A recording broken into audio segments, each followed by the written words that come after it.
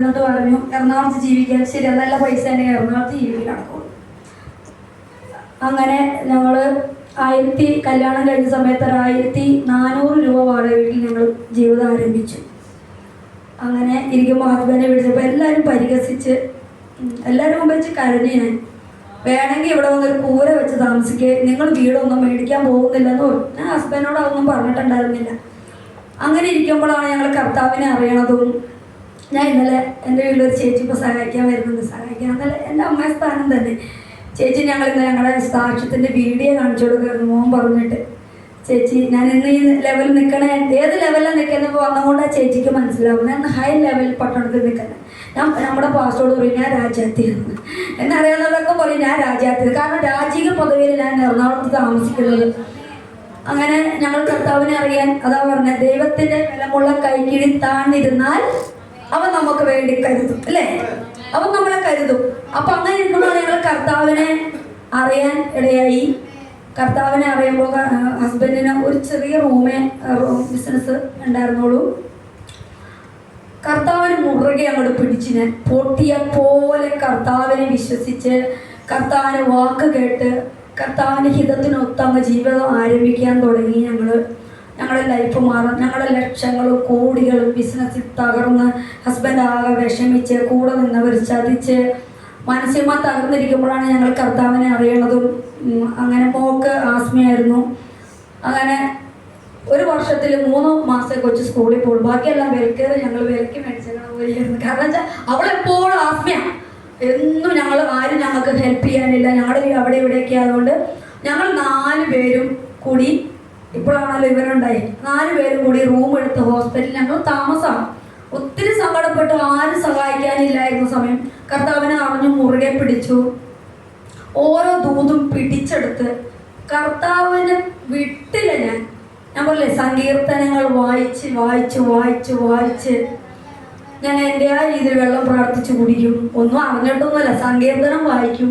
അപ്പം എൻ്റെ പാസ്റ്ററാണ്. നമ്മൾ ഒരിക്കലും നമ്മുടെ പാസ്റ്റർമാരോ സിസ്റ്ററോ അല്ല ഹീറോ. നമ്മുടെ ഹീറോ യേശുവാണ്. നമ്മുടെ ഹീറോ യേശുവിനെ നിങ്ങൾ ഇവിടെ പാസ്റ്ററെ കാണാനല്ല, പാസ്റ്ററിൻ്റെയോ എൻ്റെയോ ഒന്നും കഴിവല്ല ഇതിൻ്റെ അകത്ത് ദൈവം ഇറങ്ങാതെ ഒന്നും സംഭവിക്കില്ല. ഇന്ന് ഞാൻ കൈവച്ചാൽ അത്ഭുതം നടക്കണമെങ്കിൽ ഇതിൻ്റെ മേൽ ഒരു കരം വരും. അല്ലെങ്കിൽ എന്ത് ചെയ്യണം? അവൻ്റെ ബലമുള്ള കയത്തിൻ്റെ കീഴിൽ നമ്മൾ താന്നിരിക്കുക. അങ്ങനെ ഞങ്ങൾ കർത്താവിനെ മുറുകെ പിടിച്ച് അങ്ങനെ ജീവിതം തുടങ്ങി. എന്ത് പറയാനാ, കർത്താവ് പട്ടണത്തിൽ 9 കട റൂം തന്നു. ബ്യൂട്ടി ക്യൂനുമായിട്ട് വീട് ഒരു കൂര വെച്ച് താമസിച്ചോളാൻ പറഞ്ഞു. പക്ഷെ ഇന്ന് പട്ടണത്തിൽ 3 വീടും 12 സ്ഥലവും 2 കാറും.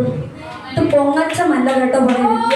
ഇന്ന് എൻ്റെ മോൾ അമേരിക്കയിൽ MBBS പഠിക്കുക. ദൈവത്തിൻ്റെ കൃപയാണ്.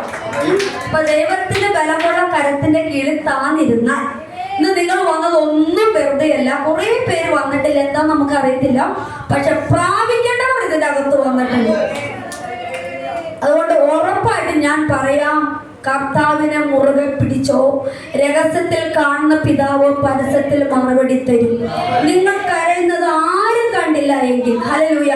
ഞാൻ അന്ന് എൻ്റെ ഹസ്ബൻഡിന്റെ വീട്ടിൽ ഹൈ ലെവൽ ആൾക്കാരാണ്. പക്ഷെ ഒത്തിരി ഞാൻ അവരുടെ ഇട്ട് കരയിപ്പിച്ച് ഇന്ന് അപ്പൊ നമുക്കൊരു വണ്ടി പോലും ഇല്ല. അന്നേരം അവർക്ക് ബൈക്കുണ്ട്, ഹസ്ബൻഡ് വണ്ടിയില്ല. ഇന്ന് ഞങ്ങൾ 2 കാർ മേടിച്ചപ്പോൾ അവർക്ക് അസൂയായി. ഞങ്ങൾ 3 വീട് വെച്ചപ്പോൾ അവർക്ക് അസൂയ. എന്ത് യോസഫ് പൊട്ടക്കിണറ്റിൽ കിടന്നപ്പോൾ സഹോദരന്മാർ കരുതി ഒരിക്കലും ഉയരില്ല.